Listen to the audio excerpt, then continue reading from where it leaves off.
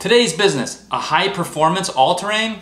Let's talk about the Raldey Carbon All-Terrain Gen 2. Shall we begin?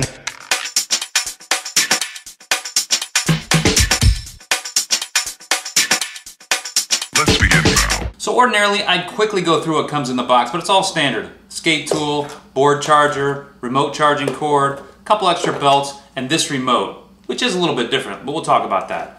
But I instead want to tell you a little bit about this board just from a first impression. Now, I don't know what it is exactly, but there's something about this board when you take it out of the box, there's a bit of a sense of occasion, meaning that there's just something special about it. Now, that's an opinion. I like to give objective data, test data, hard data, and not a lot of opinions, but there's just something about this board that is just totally, in my opinion, that gives you a little bit of an extra burst when you open up the box. It's just pretty slick. It has incredible performance specs. It's just pretty cool. So let's talk about what it actually does. 10 quick things about this board. The first is styling. Now, on the top of the board, you do have a little bit of a pattern and the Raldey badging, but it's not a lot to be offended by if you're highly sensitive, and some of you might think that looks pretty cool. Number 2, dual kingpin trucks. These dual kingpin trucks ought to give you a lot of maneuverability on this board, and they're also 10 inches wide, so you have a nice wide stance, which should give you plenty of stability, especially at high speed, and this board goes pretty high speed. Number 3, 165mm airless wheels. Now these wheels are really meant for the street, you know, poor streets with bumps and some potholes and other things, so you can go over them pretty easily, but they're really meant to smooth out urban roads that are pretty crummy, and they should do a really nice job of that. Number 4, this carbon fiber deck, which also has a layer of foam underneath the grip tape. Coupled with these big wheels and this thin layer of foam underneath the grip tape, it should take out most of the vibration, and it should provide a nice, stable platform, especially when traveling at speed. This remote is a little bit different than many remotes. It's got a slider for a throttle and braking function. It does have a screen, which is pretty basic, gives you a lot of good information. Well, the speed, which direction you're going, which mode you're in, etc. And so it's a pretty stock remote in terms of features, but this slider wheel is a little bit different. Number 6, ESC. To have a customized Hobbywing ESC, this should have really smooth performance. It should have nice curves where the acceleration and braking are very smooth and very stable, especially when changing speeds. So in terms of ESC, the speed controller, this thing should have a really good speed controller. Number 7. These motors are monsters. They're two 1500 watt motors.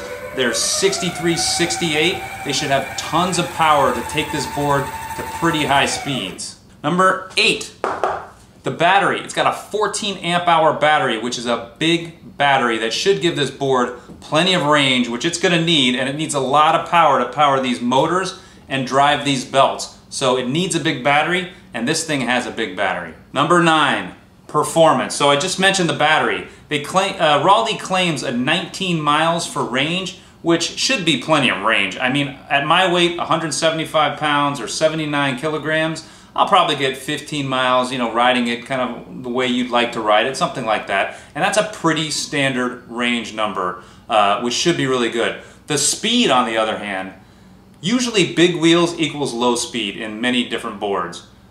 This board claims a 30 mile an hour top speed. That is smoking for any board, let alone a big, heavier board with big wheels.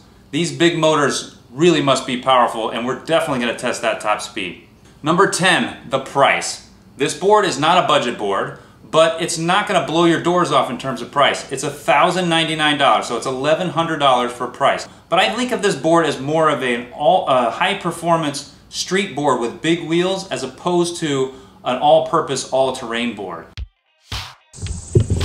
All right, so I'm pretty pumped to get this thing on the road. I'm gonna try it out first in speed mode 1, and let's see how we do.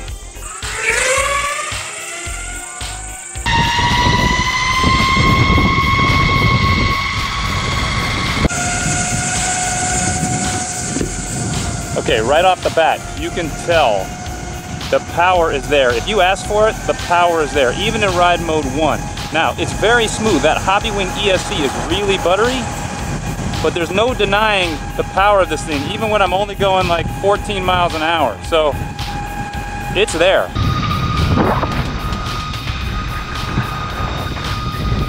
The other noticeable thing is the ride quality is really good. Even though it has a carbon deck, the vibration is all but taken out by these wheels and that thin layer of foam underneath the grip tape.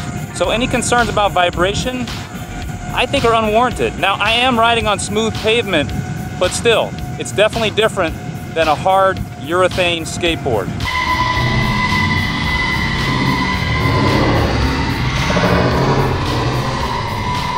The other thing is this knob on this remote. I wasn't sure how I was gonna feel about it, but actually, I really like it. There's no chance, because it protrudes higher, that you're actually going to slip or have your thumb slip off the throttle wheel. So it actually feels like you're really in control, and frankly, I think I like this better than roller wheels. It's definitely faster in speed mode too. The other thing I'll say is that with these wheels, you really don't have any concerns about any rocks or pebbles or little sticks. Just go right over them. So it gives you a ton of confidence when you're riding, especially if you have to ride on a shoulder like I am now, with the little debris pushed on the side of the road. So these wheels are awesome, especially for the street.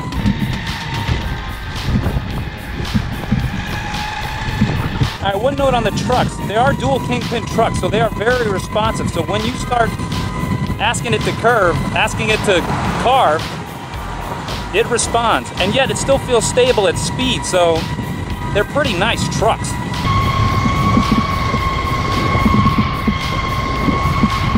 All right, now it's time to crank it up to speed mode 3 and see what kind of speed we approach.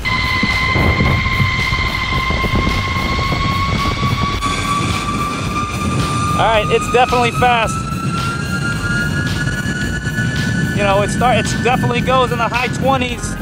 I don't know if I can hit 30. I'll do an official speed run soon, probably in the next video, but it's got speed and it's got stability even at high speed. Sometimes dual kingpin trucks aren't all that stable. These feel really nice, feel really confident. It's pretty fast.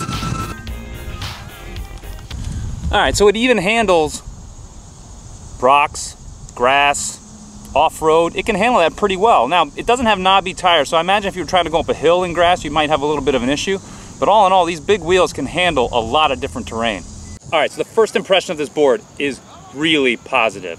First, the ride quality is great. These big tires and this foam underneath the grip tape all combine for a pretty smooth ride, but the wheels in particular can go over just about anything. Any rock, any stick, anything you might be concerned about if you had 90mm wheels is just not a concern on these wheels. So it's a really, really awesome, confidence-inspiring ride.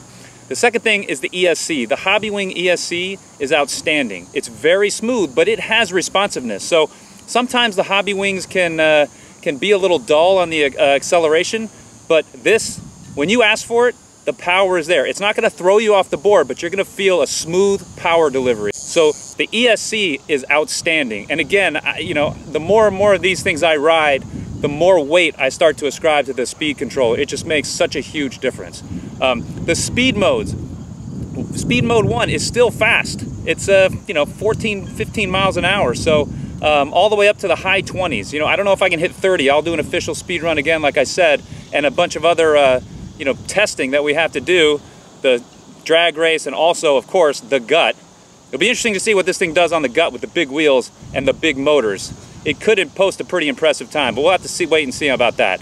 So all in all, the initial ride, especially even with these dual kingpin trucks, they'll respond. Now, you can carve, you can curve, you can really get this thing to turn, but I didn't feel like it was going to be wobbly at speed. It felt really good. So I think there's a, sometimes dual kingpins can be a little bit wobbly if you don't have them set up right, but I felt really confident on this. And if you've watched some of my previous videos, you know the only board I really busted my tail on was one with dual kingpin truck. So I was a little gun shy, but this I feel really good about. So I got a lot more testing to do, a lot more performance testing, which is coming. But overall, the first impressions of this board from the box to the street is outstanding, and I can't wait to test it and see what it can do.